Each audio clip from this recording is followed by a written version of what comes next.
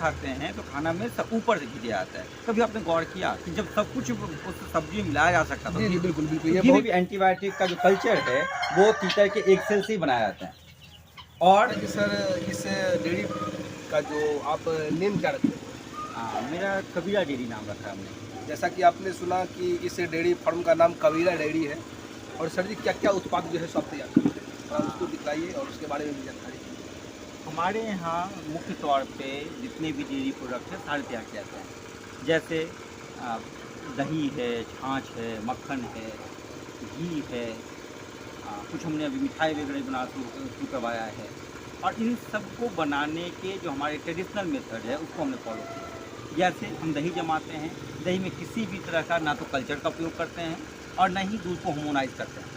हम बस ट्रेडिशनल तरीके से मिट्टी के बर्तन में जो पुरानी पद्धति थी जामन डाल के जमाने का, हम वैसा ही दही जमाते हैं। यानी कि एक तरह से आप अपनी संस्कृति को पूरा ख्याल रखते हुए। हाँ, संस्कृति को भी और जो हमारा नेचुरल स्वाद है, हम चाहते हैं कि नेचुरल स्वाद बना रहे। तो हमारा दही खट्टा हो सकता है लेकिन मिलावटी नहीं हो सकता। जी, जी, बिल्कुल, जैसा कि आपने सुना। और आजकल जैसा कि आप देखते हैं कि दही के नाम पर नकली प्रोडक्ट भी मार्केट में बेचा जाता है, उसके बारे में क्या कहना आजकल तो दही का पता नहीं, दही ऐसे दही आ गए हैं जो खट्टे ही नहीं होते हैं। है?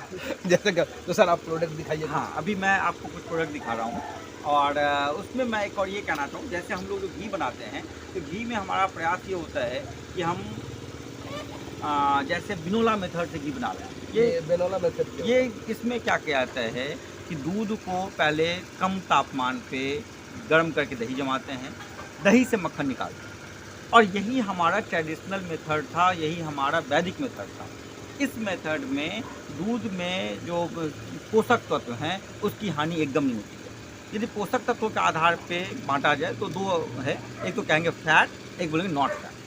तो नॉट फैट में sodium, phosphorus, vitamin A, D, के, ये सारे मिनरल्स आ जाते हैं। जैसे जैसे दूध जलता है वैसे वैसे ये सारे मिनरल्स जल जाते हैं, खत्म हो जाते हैं। तो जब कम तापमान पे दही जमाते हैं, दही से मक्खन निकालते हैं तो उसमें एसएनएफ की क्षति कम होती है और फिर उस मक्खन का हम एक बहुत कम ही तापमान पे घी बनाते हैं। तो ये घी बनाने की जो पद्धति है ये महंगी है क्योंकि इसमें तो सर काफ़ी इसका तो ज़्यादा कॉस्ट बढ़ता होगा फिर?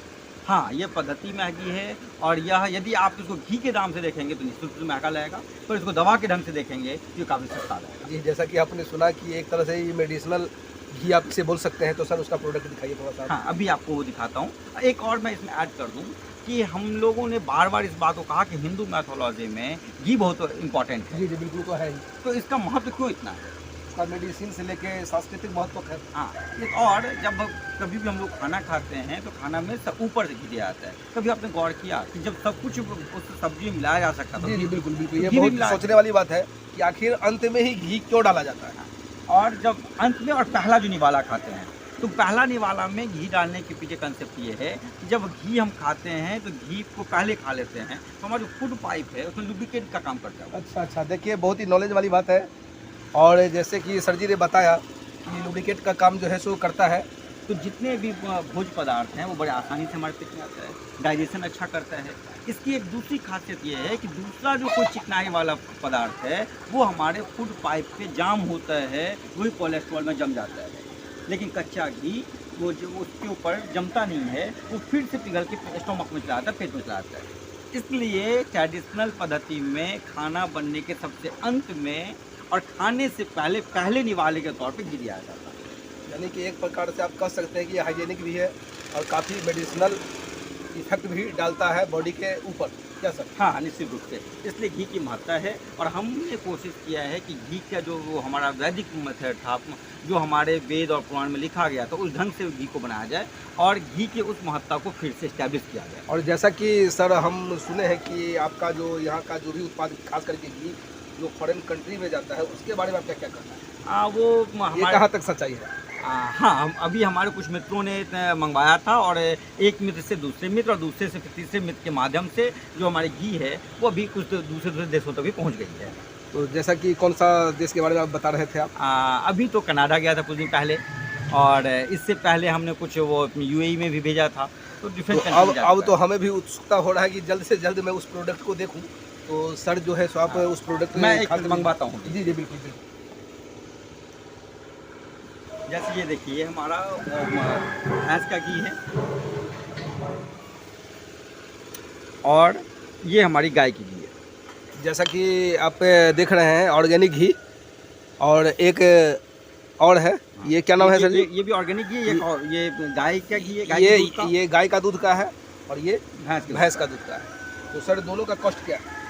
ये भैंस का जो घी है वो 1500 रुपये के जी है और जो गाय का घी है वो 2500 रुपये के जी है। 2500। मैंने पहले भी कहा, यदि इसकी तुलना आप घी से करेंगे तो महंगा लगेगा और यदि इसकी तुलना दवा से करेंगे तो सस्ती लगेगी। जी, जैसा कि आप मेडिसिनल यूज जो है इस घी का कर सकते हैं। मैं तो इस बात के लिए बार बार कहूँगा कि जिस तरह से आज युवा पीढ़ी कोल्ड ड्रिंक पीती है तो कुछ भी नहीं होता है। जी देखिए, बहुत आज का, जैसा कि सर बता रहे हैं, बहुत ही अहम बात बताने जा रहा है, आपको इस बात को सुनना चाहिए। तो उसकी जगह पे यदि वो छाछ पीते हैं, जैसा कि आजकल कोल्ड ड्रिंक का जो है सो फैशन हो चुका है सर, और हम जानते हैं कि कोल्ड ड्रिंक हमारे शरीर के लिए फ़ायदेमंद नहीं है, यानी कि हानिकारक है। उसके बदले में हम क्या ले सकते हैं? तो ये जो छाछ है, छाछ में एसएन बहुत ज़्यादा होता है और जितने भी दूध उत्पादक राज्य हैं, चाहे वो हरियाणा हो, पंजाब हो, वो सब से अधिक छाछ का सेवन करते हैं। और दूध का किसी भी उत्पाद में सबसे अधिक पौष्टिक उत्पाद कोई है वो छाछ है। छाछ। हाँ, छाछ काफ़ी सस्ता भी है, काफ़ी आसानी से मिलने वाला उत्पाद है और सस्ता भी है। तो छाछ का सेवन यदि कोई करता है तो स्वास्थ्य के दृष्टिकोण से वो सबसे अच्छा है। ये कुछ और दिखाना चाहेंगे आप? हाँ, अभी हमने जैसे इसके साथ साथ बत्तख है और हम कोशिश ये करते हैं कि जो भी कैटल हैं वो हैप्पी एनवायरनमेंट में रहें। जी जी, तो हैप्पी एनवायरनमेंट में रहने के लिए हमने उससे कहीं भी कोशिश की कम से कम बांधा जाए। जैसे एक छोटा सा वो एरिया देख सकते हैं, वहाँ हमने बच्चों को खोल के रखा है।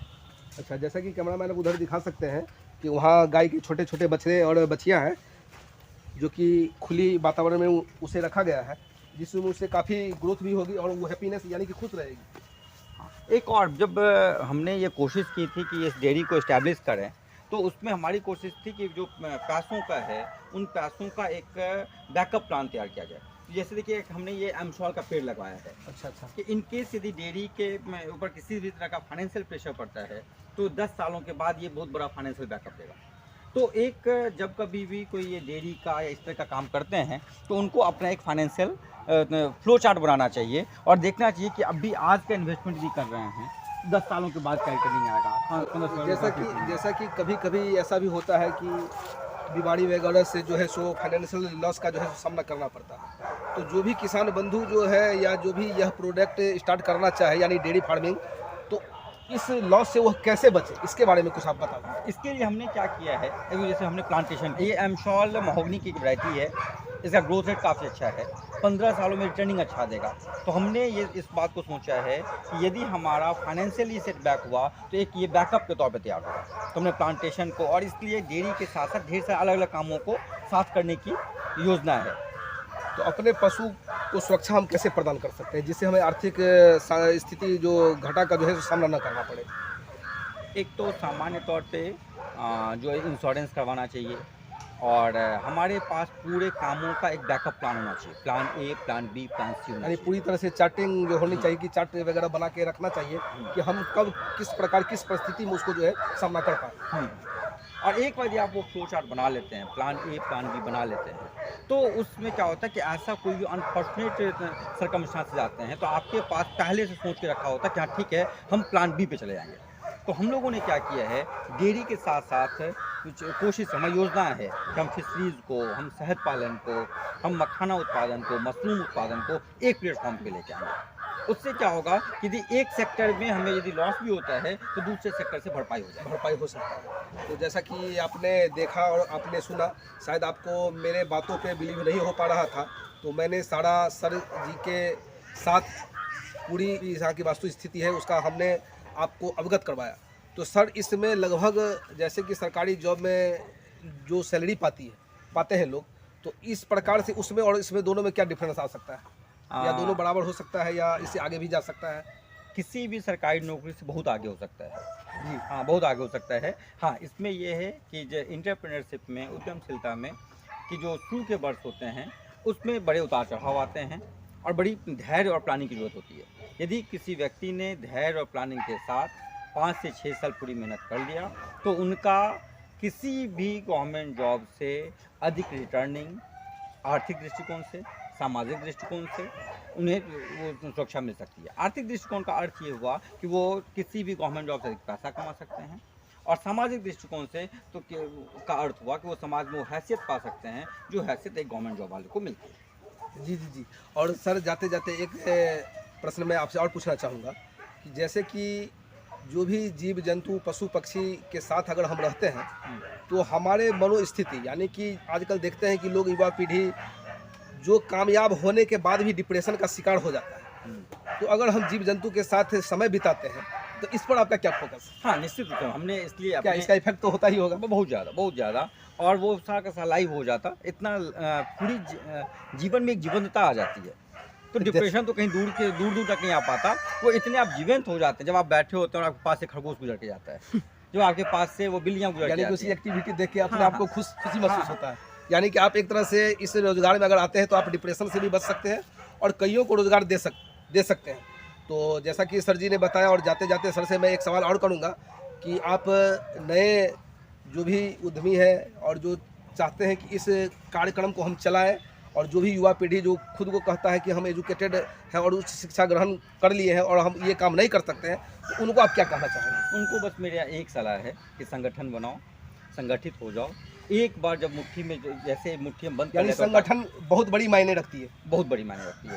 अकेले उंगली में ताकत नहीं होती, मुट्ठी में ताकत होती है। जी जी बिल्कुल तो सही। एक बार यदि हम संगठित होकर के और समूह में प्रयास किया जाए तो इंटरप्रेन्योरशिप के लिए जितनी बड़ी अपॉर्चुनिटी मधुबनी जिला में है, मेरी समझ से इतनी बड़ी अपॉर्चुनिटी बिहार के किसी दूसरे जिले में नहीं दिख रही है। वो यहाँ के क्लाइमेट के कारण, यहाँ के मार्केट के कारण और यहाँ पे ज़रूरत के कारण। तो एग्रीकल्चर और एलाइड चीज़ों का एक बहुत बड़ा मैदान है। यानी कि जो लोग काम नहीं करना चाहते हैं वही संसाधनों की कमियां को जो है सो गिना करते हैं, आपका यही कहना है? हाँ। क्या संसाधन का नहीं होना एक क्षणिक समस्या है, उसके ढेर सारे अलग अलग सॉल्यूशन मिल सकते हैं, समाधान मिल सकते हैं।